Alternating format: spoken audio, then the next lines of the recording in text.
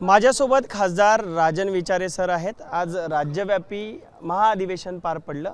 काय आता ऊर्जा घेऊन जात आहे, कशी भावना आहे या अधिवेशनानंतर? मला वाटतं प्रत्येक अधिवेशन हे कार्यकर्त्यांना एक ऊर्जा देण्याचं काम या अधिवेशनाच्या माध्यमातून त्या ठिकाणी होत असतं आणि जे काही मार्गदर्शन आदरणीय पक्षप्रमुखांनी आज या मेळाव्यामध्ये केलेलं आहे, ठरावसुद्धा त्या ठिकाणी मग तो मराठा समाजाचा असेल, इतर समाजाचा असेल, या दृष्टिकोनातून वेगवेगळे ठराव, बेरोजगार किंवा इतर जे काही कायदे केंद्र सरकारच्या माध्यमातून या सर्वंद आणलेले आहेत आणि त्या संदर्भामध्ये शेतकऱ्यांच्या संदर्भामध्ये असे महत्त्वाचे ठराव या ठिकाणी घेतलेले आहेत। आणि मला वाटतं आदरणीय पक्षप्रमुख उद्धव ठाकरे साहेब यांच्या नेतृत्वाखाली या महाराष्ट्रामध्ये नक्कीच येणारं सरकार हे आपलं असेल अशी मी ग्वाही देतो।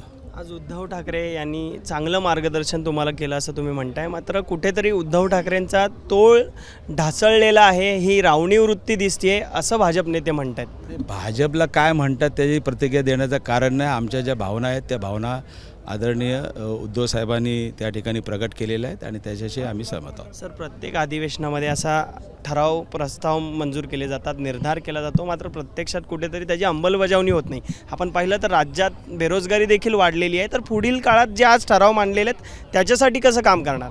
मला वाटतं गेल्या 10 वर्षामध्ये जी काय आश्वासन दिली होती ती आश्वासनं सरकारने पाळले नाही आहेत। तुम्ही बघितलं असेल, इथले उद्योगधंदे गुजरातला गेलेले आहेत, इथले जे काही बेरोजगारीचे प्रश्न आहेत ते अजूनही सुटले गेलेले नाहीत।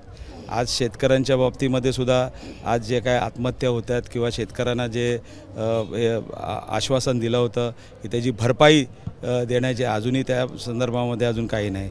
आज तुम्ही बघितलं असेल, सर्व उद्योगधंदे सुद्धा आज नोकऱ्या लोकांना मिळत नाहीत। जी तुम्ही आश्वासन दिली होती त्या आश्वासनामध्ये न पाळल्या गेल्यामुळे आज जी परिस्थिती या महाराष्ट्रावरती आलेली आहे आणि देशावर आलेले आहेत, या संदर्भामध्ये या सभागृहामध्ये अधिवेशनामध्ये मला वाटतं हे झालेले आहेत। आणि आम्ही तर हे सर्व प्रश्न मग ते पार्लमेंटमध्ये असेल, त्या ठिकाणी विधानसभेमध्ये असेल, जे शिवसेनेचे आमदार खासदार या ठिकाणी रस्त्यावरसुद्धा मांडत असतो, अधिवेशनातसुद्धा मांडत असतो आणि पार्लमेंटमध्ये सुद्धा मांडत असतो। आणि असं असताना आज खऱ्या अर्थाने येणारा जो काळ आहे, या काळामध्ये कशा पद्धतीने या ठिकाणी व्यूहरचना असली पाहिजे या दृष्टिकोनातून आज हे राज्यव्यापी अधिवेशन महत्त्वाचं आहे। शेवटचा प्रश्न असा, कालच ठाण्याच्या शेजारीच असलेल्या मीरा भाईंदरमध्ये धार्मिक तणाव निर्माण झाला होता, कसं पाहता या सगळ्या परिस्थितीकडे? मला वाटतं ह्या संदर्भामध्ये राज्य सरकारने जातीने लक्ष घालून मग त्या ठिकाणच्या आयुक्तांशी पण आम्ही चर्चा केलेली आहे। ह्याच्यामध्ये कठोर कारवाई त्या ठिकाणी केली पाहिजेत आणि ही प्रवृत्ती कुठेही असेल तिथे ठेचून काढली गेली पाहिजेत।